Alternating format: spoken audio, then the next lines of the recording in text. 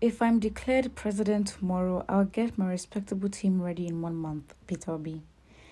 Peter Obi, candidate for the Labour Party, promised on Saturday to rapidly assemble a capable economic team if he were elected president the following day. He accidentally revealed that it took more than 90 days from the announcement of the election results on March 1st to the president's inauguration on May 29. Peter Obi would have progressively done away with the fuel subsidy and dealt with corruption that allowed it to exist if he were in control. The election held on February 25th and the results were announced on March 1st. So according to his account between those times and his inauguration, it's been almost 90 days, which you can say in fairness is about 3 months. I feel terrible admitting that in previous 3 months I've had plenty of time to assemble competent economic team and sit down with them, but I have done neither. After a month from when we last spoke, I'll let you know if Peter Obi was elected president of Nigeria. Interesting.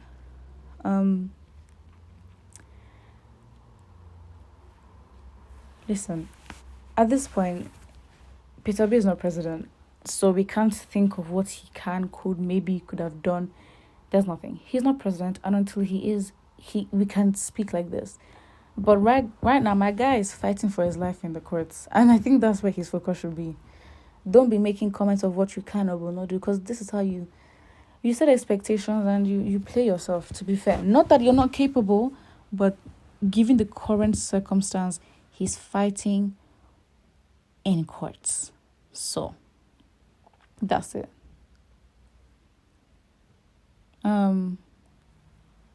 Someone who can't face the problem of his former party and run away to Labour Party overnight is getting the worst. Interesting. Obi the dreamer. People are also insulting him, saying you are a failure, you are a goner, you cannot be declared as president of Nigeria. Some of your supporters are criminal. There's one of them who said that he will go naked if you're declared president. You know what is funny? I think when it comes to this identity politics, blah, blah, blah, everyone knows how identity is such an important thing in the country, and, Nigerians and how they look and how they present themselves, very important, right? And so the obedience is such a, oh my days, you people, your followers, you're this, you're that. And it's because you're honestly threatened by such a strong movement. But if you look at Tinubu followers, right, what can you say about them in terms of thinking? Because I'm not saying that, Peter Obi is a saint, so all his followers are angels. But what I'm saying is there's always an attraction. There is hope that Peter Obi has the following that he has because, first of all, both parties have good intentions. It starts from there regardless. Good intentions for their country to be better, right?